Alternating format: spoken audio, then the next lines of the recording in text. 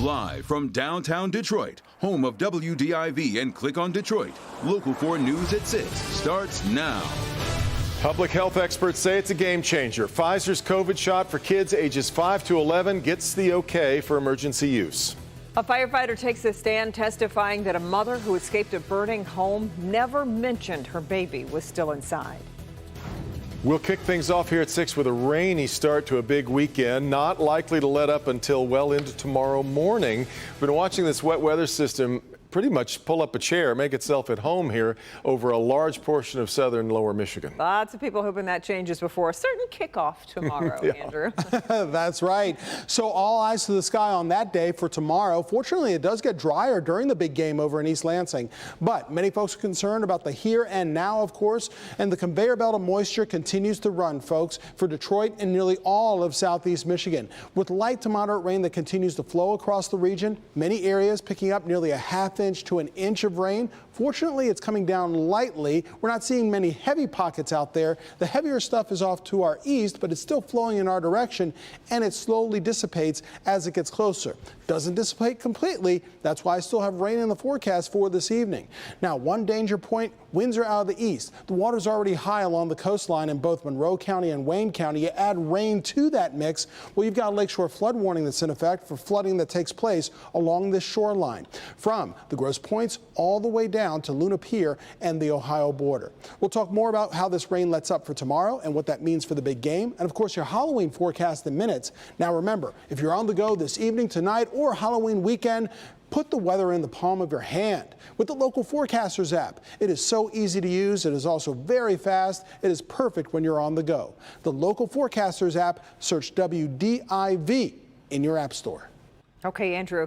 In a Detroit courtroom today, a case raising questions about what constitutes child abuse. It has to do with a fire this past spring and what a mother did and did not say to firefighters on the scene. After she got out of that burning home, they went in and rescued her baby daughter. Local 4 defender Sean Lay live with today's developments from court. Sean. And we once again, Kimberly, hear from this hero Detroit firefighter getting to the door of this burning home. He says Chantel Alexander, the mom, was right next to him, directing firefighters to go to the basement to get her dogs. Firefighters say she never mentioned that in a back room was her 20-month-old baby girl covered in blankets. The Local 4 defenders breaking the shocking story of a house fire on Riad back in April. A woman outside directing firefighters to save her dogs in the home's basement.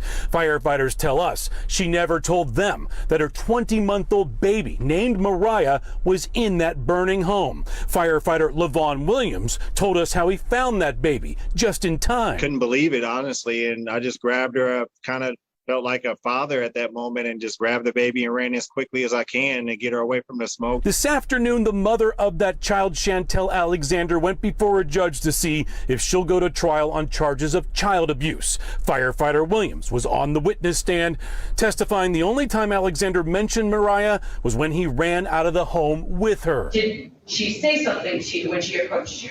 She said, "Give me my child." Okay. And did you give her a child? No, ma'am. Alexander's defense attorney arguing there's no proof that Alexander knew her baby was inside her burning home. 36th District Court Judge Kenneth King rejecting that argument. You're assuming that she knew the child was inside the house. Why don't you know where your child is? Well, if your child is not with you, especially a 20-month-old child, because she's concerned about those dogs in the house. Back here live, Alexander was facing 2 counts of child abuse. 1 count is moving on to trial now. The other count was dismissed by Judge King. It's about the bruising from head to toe on baby Mariah, signaling child abuse. But Judge King said there's no proof that her mother is responsible for that abuse. But she is head of the trial. Live tonight, Sean Lay, Local 4. Back to you. So much more to come on this case. Okay, Sean, thank you.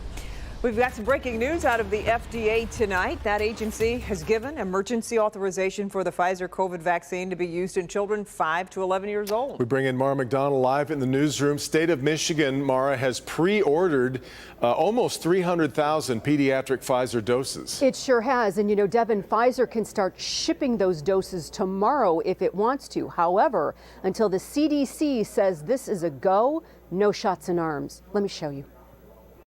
The FDA emergency authorization for the Pfizer vaccine is the first for children from 5 to 11 years old. The vaccine will be given in a 2-dose format, 3 weeks apart, just like those for teens and adults. But the difference is it will be 1/3 of the dose.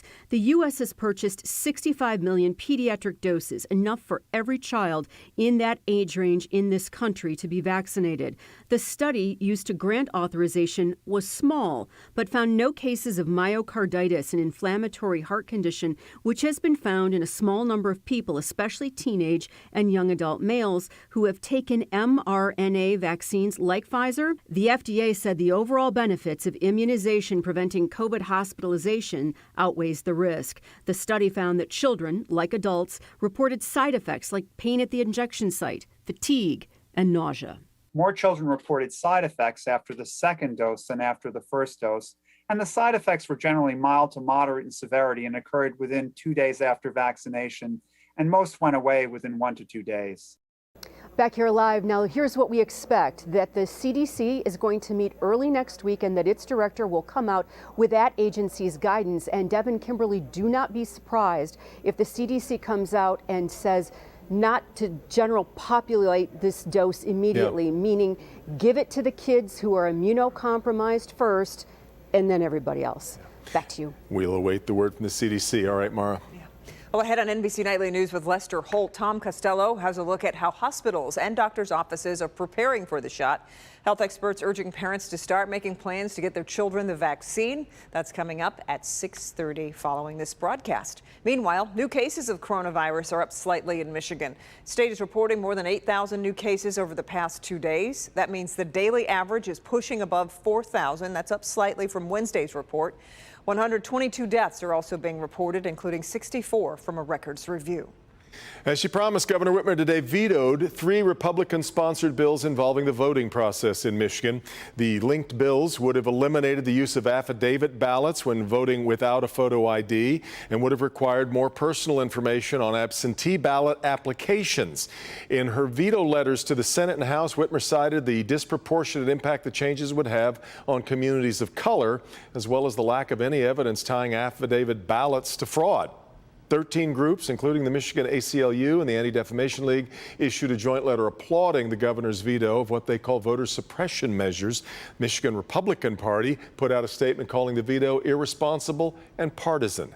State GOP is currently circulating petitions that would enable the legislature to enact its own voting measures regardless of the governor's opposition. Keeping things in the Lansing area, there's a football game scheduled for tomorrow that few folks are interested in.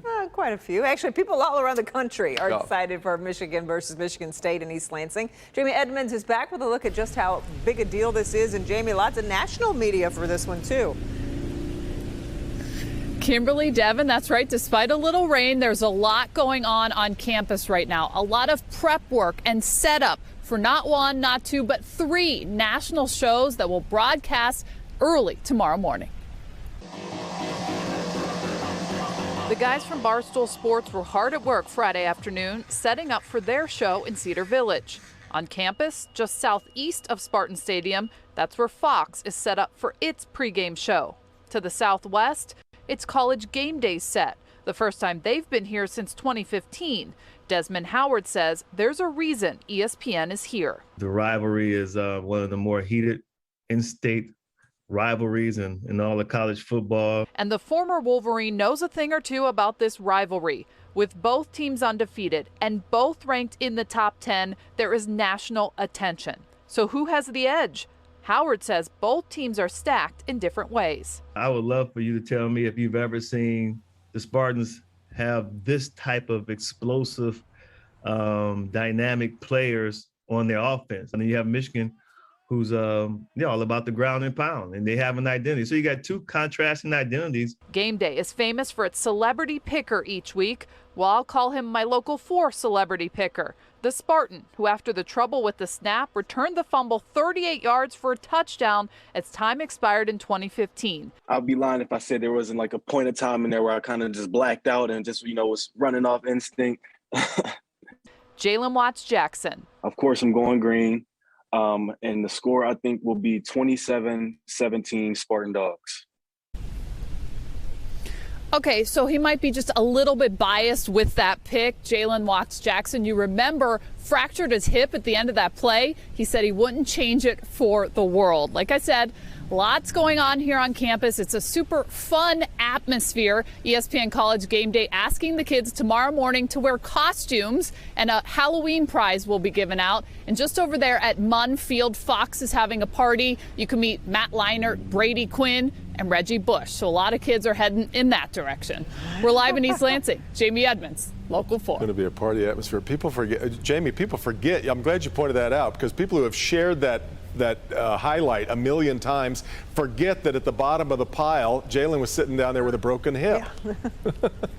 I asked him that today. By the way, he's back to 100%. He's an adult now. He has a job. And he still says with all the recovery, he wouldn't change it. I can't imagine he would. Exciting Craziest time. plays ever. Yep. All right, Jamie. Thank you. Ahead, proof that dreams can come true no matter the weather. Here's Megan Woods. It's pretty gloomy out, but for one 6-year-old, today was perfect. We tell you how this space made his dreams come true.